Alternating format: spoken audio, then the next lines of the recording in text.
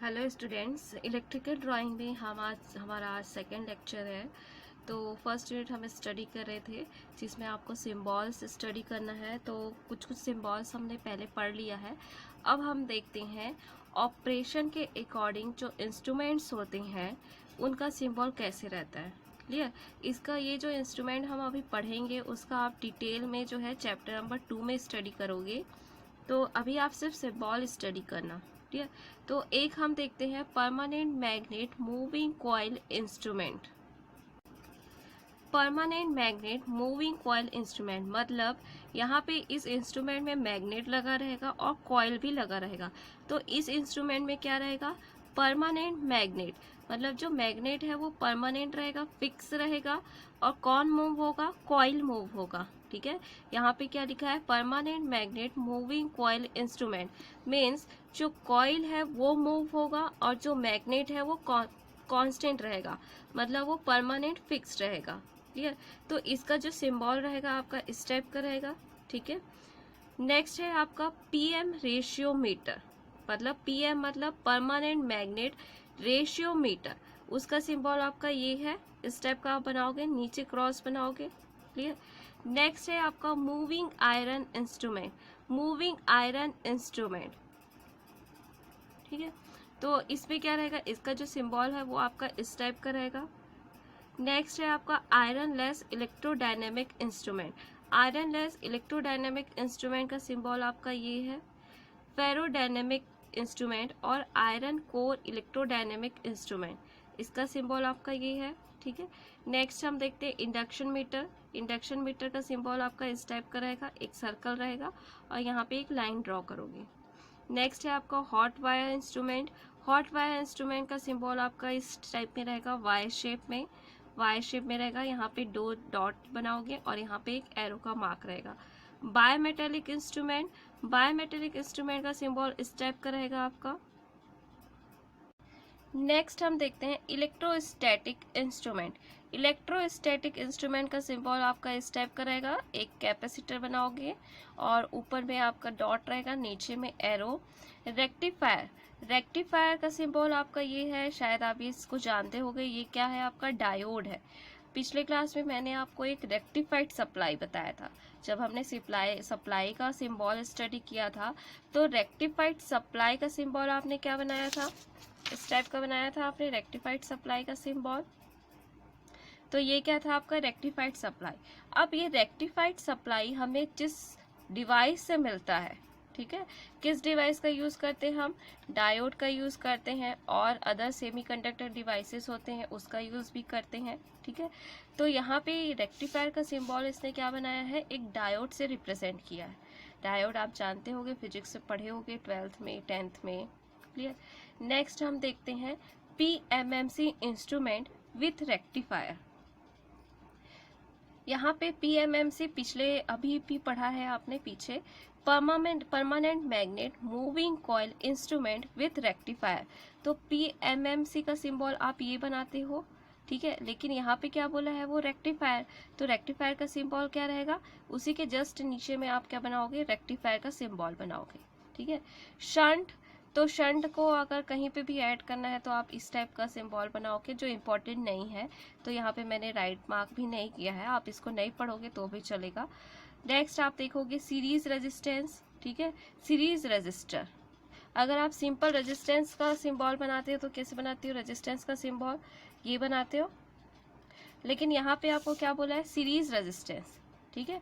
तो रेजिस्टेंस को हम आर से रिप्रेजेंट करते हैं। ठीक है। तो अगर आपको सीरीज रजिस्टर बनाना है तो आप इस टाइप का सिंबल यूज करोगे। नेक्स्ट है आपका वेरिएबल रजिस्टर इन स्टेप्स। वेरिएबल मतलब जहाँ पे रेजिस्टेंस की वैल्यू क्या हो रही है, वेरी कर रही है, वेरिएबल है, लेकिन किस में, स्टेप्स में। तो उसका सिंबल आपका इस टाइप का बनेगा। ठीक है। ये जो एरो मार्क रहता है वो क्या शो करता है, वेरिएबल शो करता है। ठीक है। और यहाँ पे ये जो बना है ये लाइन, वो आपका क्या शो कर रहा है, इस इन स्टेप्स कि जो वेरी हो रहा है हमारा रेजिस्टेंस वो किस में हो रहा है, स्टेप्स में हो रहा है। क्लियर।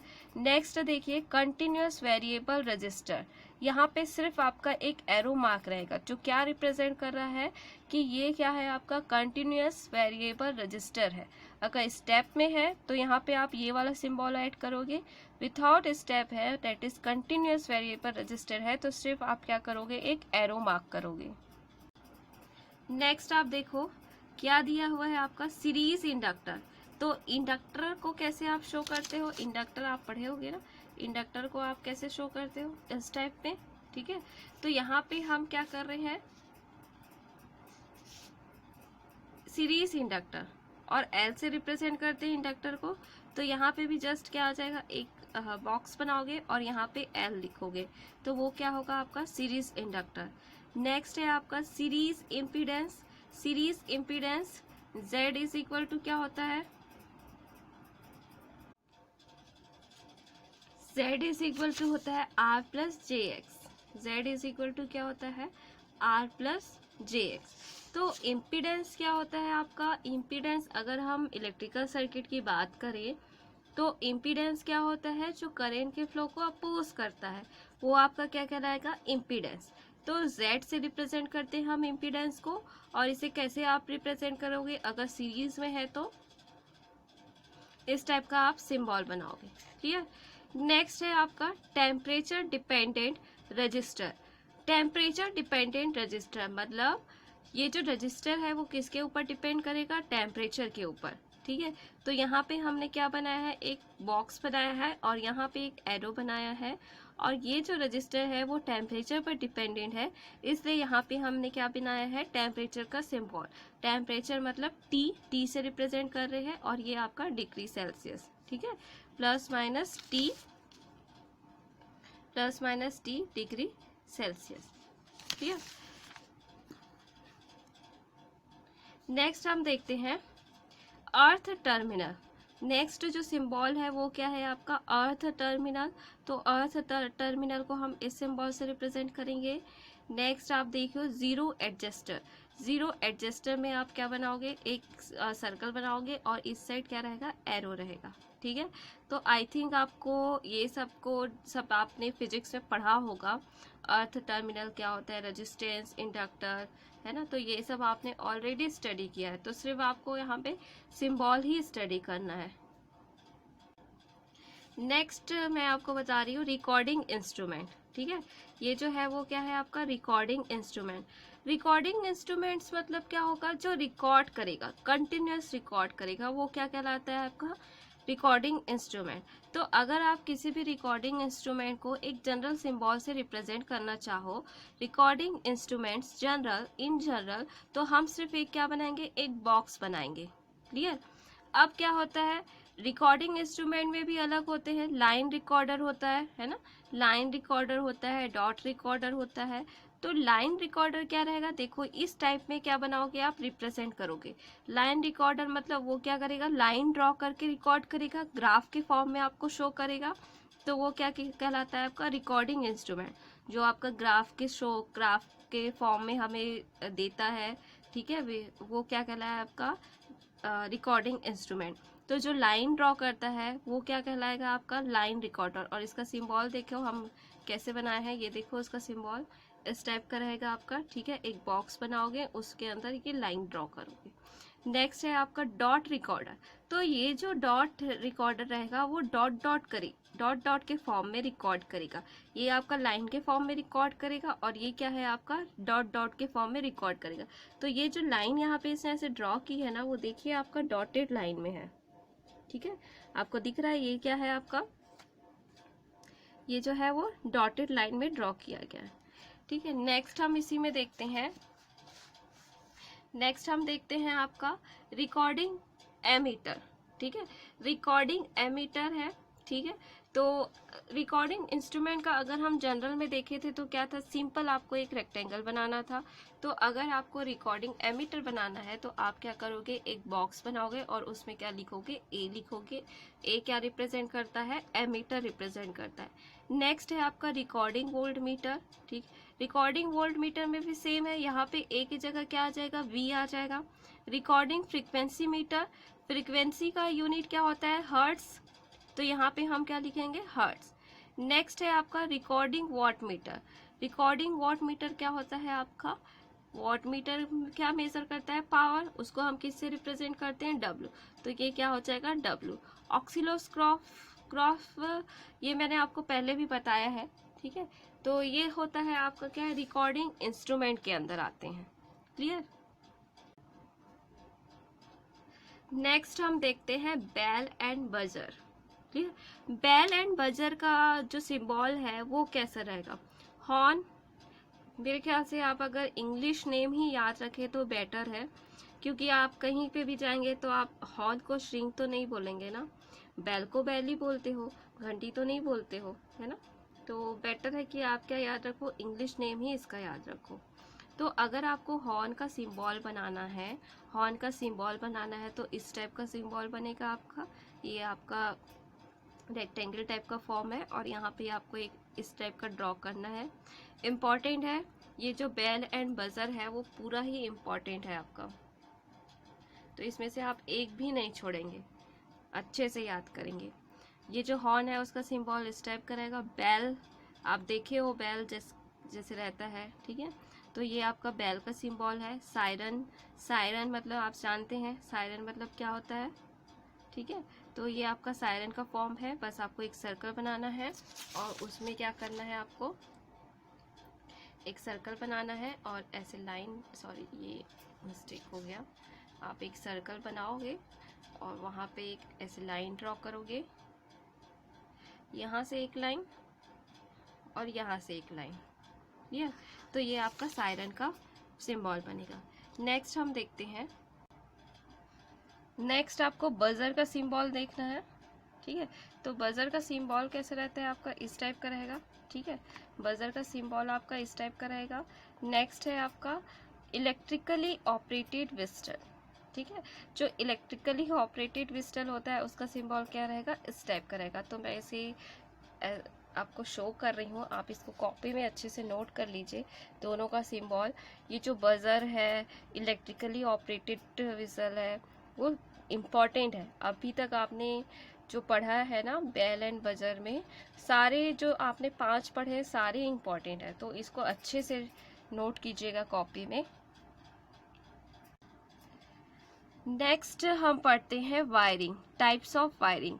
अगर आपको कहीं पे वायरिंग करना है किसी रूम में, तो लेआउट बनाओगे तो उस टाइम पे हम किस टाइप का सिंबल यूज करेंगे। तो अगर आपको एक सिंपल जनरल वायरिंग शो करना है सिंबल से, तो सीधा आप क्या करोगे, ये एक स्ट्रेट लाइन शो करोगे। सिंपली आप क्या करोगे, इसे एक स्ट्रेट लाइन से शो करोगे, वो हमारा क्या है, जनरल वायरिंग। नेक्स्ट है आपका देखिए सरफेस वायरिंग। सरफेस वायरिंग क्या होता है, जो सरफेस के ऊपर कर रहे हैं, ठीक है। आप देखे होंगे एक होता है आपका अंडरग्राउंड वायरिंग, है ना, और एक आपका रहता है जो अंडरग्राउंड नहीं होता है, जो दीवार के ऊपर से जाता है ना। तो वो होता है, अगर आपको सिंपल सरफेस वायरिंग शो करना है तो आप ये वाला सिंबल ड्रॉ करोगे, ठीक है। एक स्ट्रेट लाइन ड्रॉ करोगे और यहाँ पे ये जो 3 सिंबल दिए हैं वो बनाओगे। अगर आपको वायरिंग अंडर द सरफेस देना है, मतलब आपको ये शो करना है कहीं पे कि जो वायरिंग है वो अंडर सरफेस है, तो आप क्या करोगे, ये जो स्ट्रेट लाइन है वो नीचे रहेगा और उसके ऊपर में ये सिंबल रहेगा दोनों, ठीक है। तो ये दोनों सेपरेट है, अलग अलग है। अगर आपको सरफेस वायरिंग शो करना है, मतलब सरफेस वायरिंग के ऊपर सरफेस वायरिंग हो रहा है शो करना है, तो ये स्ट्रेट लाइन ड्रॉ करोगे, उसके नीचे ये 2 सिंबल बनाओगे। अगर आपको वायरिंग अंडर सरफेस दिखाना है तो सबसे पहले आप क्या बनाओगे, ये सरफेस बनाओगे और उसके ऊपर क्या बनाओगे, ये 2 सिंबल बनाओगे। नेक्स्ट है आपका कंड्यूट वायरिंग। कंड्यूट वायरिंग क्या होता है, जो आपके घर में आप देखे हो पाइप्स के थ्रू में पाइप्स से पास होते हैं वायर्स, वो आपका कंड्यूट वायरिंग होता है ना। तो कंड्यूट वायरिंग भी क्या होता है आपका, 2 टाइप का होता है। एक तो आपका सरफेस के ऊपर होता है और एक होता है आपका सरफेस के अंदर, दैट इज अंडरग्राउंड। तो जो अंडरग्राउंड होता है सतह के अंदर, यहाँ पे लिखा है ना सतह के नीचे कंड्यूट वायरिंग, उसको हम बोलते हैं कंसील्ड कंड्यूट वायरिंग। जो देख हम लोग बोलते हैं ना कि अंडरग्राउंड है वायरिंग, किसी किसी घर में आप देखोगे तो क्या रहता है, आजकल जितने भी नए घर बनते हैं तो उन्होंने अपनी वायरिंग क्या करवा ले रहती है, अंडरग्राउंड करवा ले रहते हैं। लेकिन बहुत से घर ऐसे हैं जो पहले से बने हैं, तो उनके घर में अगर आप वायरिंग देखोगे तो क्या होगा, आपको दिखेगा दीवार के ऊपर ही दिखता है, तो वो क्या कहलाता है आपका, कंड्यूट ऑन सरफेस, सरफेस में ही रहता है। तो कंड्यूट मतलब क्या होता है, जो पाइप लगा रहता है वो, है ना। तो ये अगर आपको कंड्यूट ऑन सरफेस शो करना है वायरिंग, तो आप इस सिंबल का यूज करोगे, और कंसील्ड कंड्यूट वायरिंग शो करना है तो इस टाइप का सिंबल आप यूज करोगे। नेक्स्ट हम यूज देखते हैं वायरिंग गोइंग अपवर्ड्स। अगर जो वायरिंग है वो ऊपर साइड हुआ है, ठीक है, जो वॉल है उसके ऊपर साइड हुआ है, तो उसको हम इस टाइप के सिंबल से रिप्रेजेंट करते हैं। अगर जो वायरिंग है वो डाउनवर्ड्स हुआ है, वॉल के नीचे साइड हुआ है, तो उसे हम इस सिंबल से यूज करेंगे। नेक्स्ट है wiring passing vertically through a room. अगर जो वॉल है, रूम है, उसके वर्टिकली गया है, सीधा सीधा गया है वर्टिकल में, तो हम इसको इस टाइप के सिंबल से यूज करेंगे। तो ये था कुछ सिंबल्स आज। कल हम कुछ और सिंबल्स स्टडी करेंगे।